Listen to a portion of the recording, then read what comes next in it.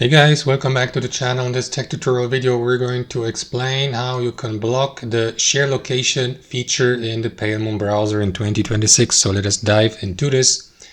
So here on the Palemoon browser, guys, you will need to access your browser settings by clicking into Palemoon menu in the top left, hover your mouse over permissions.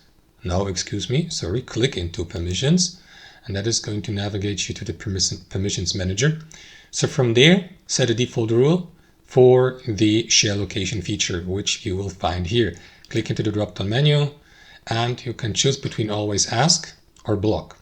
So to block it entirely, select block. If you leave it at always ask, the given website you visit, for example, for the first time, may ask you to enable or to allow the share the location or not. If you leave it at block, the given website won't be able to do this at all. That's how it works, guys. Thanks for watching. Hope you enjoyed it, got some real value from it, and we'll see you next time on our channel.